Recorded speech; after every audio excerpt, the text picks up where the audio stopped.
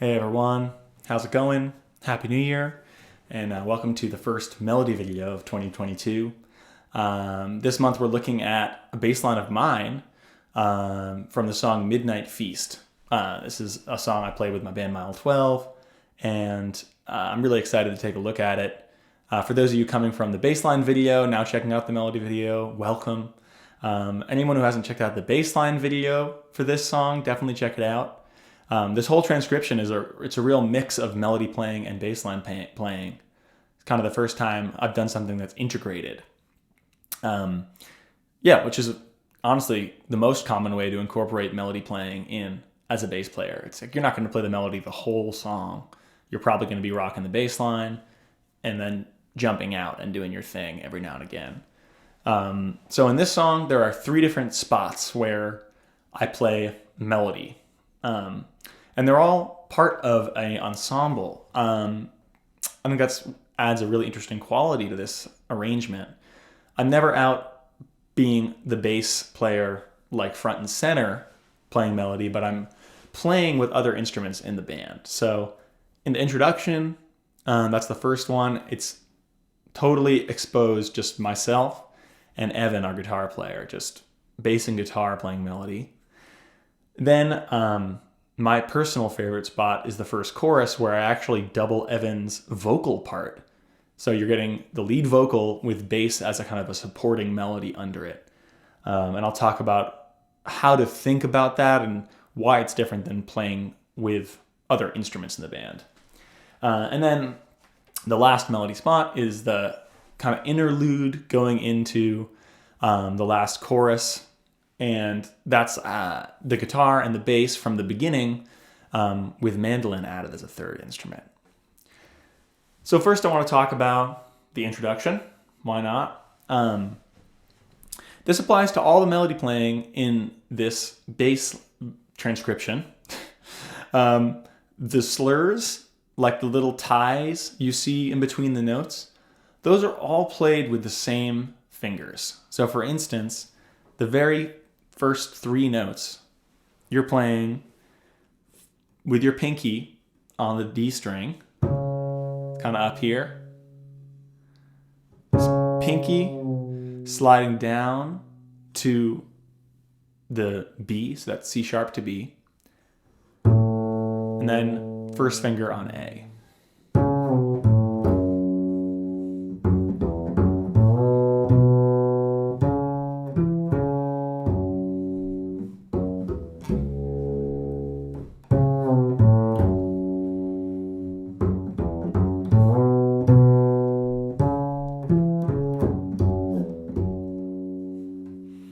That's the introductory melody. A little bit under tempo, but you can see that anytime there's like a slur written, that's going to be the same finger. So don't use different fingers if there's something connecting those notes. And the first thing I want to talk about is this idea of color with where you're placing your melodies. It would have been easier, probably, for me to play that melody in this area of the bass. Starting on the G string instead of the D.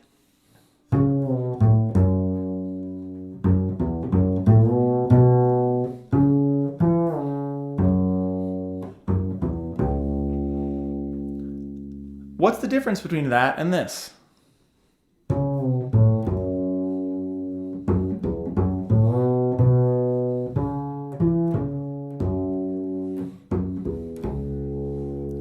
By playing it up in this register, I'm getting a really dark, brooding kind of tone. The higher up on the strings you play, the kind of warmer, darker sound you're going to get, especially on the lower strings of the bass.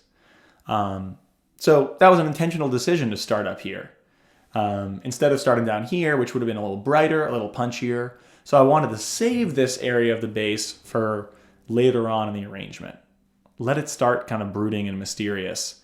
And that tonal quality you get up here is going to reflect that more. So going from that intro, I have a bunch of bass line playing, and then I'm coming to chorus 1. And you'll notice that off the bat, you'll probably notice that the rhythms in chorus 1 look a little bit more complicated than the rhythms in the introduction. And that's this, really integral part of playing behind a vocal melody.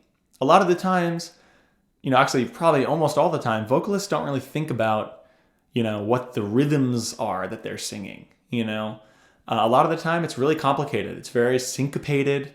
You'll see there's a lot of 16th notes in this. You don't see any 16th notes in the very beginning because it's more straight with instruments. But what I had to do in this chorus is whatever Evan was doing phrasing-wise, singing, I had to match that with my bass. So it sounds like this.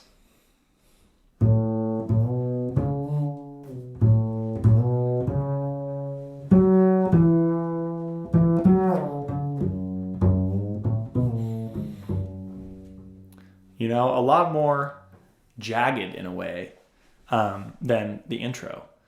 And in the video of the band, I'm not doing a lot of these slurs. That's an older version of what I was doing. And listening back to it now, it feels like it sticks out too much under that vocal part.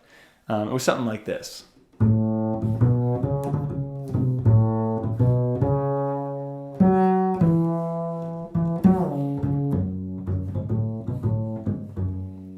It's almost like there's too many pronunciations, there's too many syllables going on.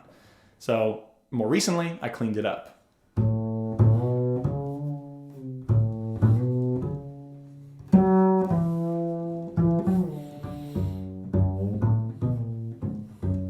More mysterious, it won't get in the way so much of the vocal. It's melody, but also it's supporting at the same time. Then a whole lot of bass line from there on out until we get to the interlude before the last chorus. And this is coming back to the melody from the very beginning. Difference is, like I promised I would, I'm playing this down on the G string now, which is going to be a brighter sound. So it's the same thing you heard at the beginning, but down on the G string. And and by beginning, sorry, I mean the first chorus, that is.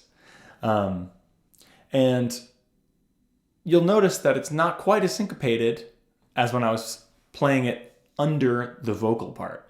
This is with the bass, mandolin, guitar. It's a little straighter because it's instruments, not voice. It just feels more natural to make it a little bit straighter. I'll play the whole thing.